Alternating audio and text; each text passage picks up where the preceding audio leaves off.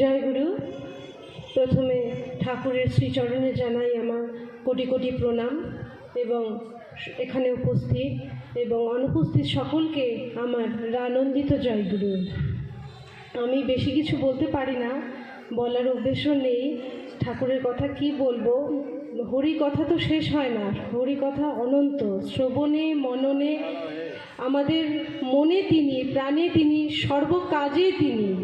তো ঠাকুরের যত বাণী আছে, যত পুস্তক আছে, সব কিছুই তো মূল উদ্দেশ্য আমাদের জন্য, আমাদের বাঁচা ও বাড়ার জন্য।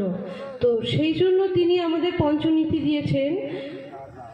ইষ্ট স্বস্তায়নী সদাচার, যজন যাজন ইষ্টভীতি স্বস্তায়নের সদাচার, এই পঞ্চনীতি তিনি দিয়েছেন।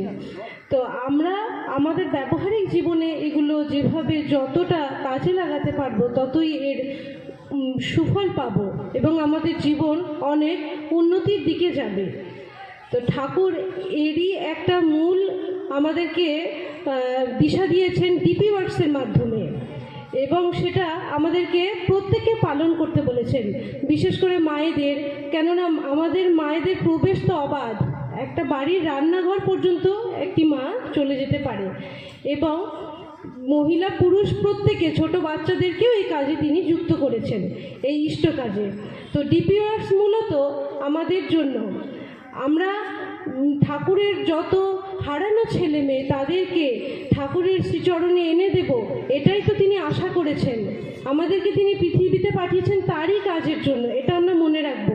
সাংসারিক কর্ম তো আমাদের জন্য আছেই, তাছাড়াও আমরা ঠাকুরের কাজ করব এবং সেই পথে সবাইকে উদ্বুদ্ধ করে তুলব।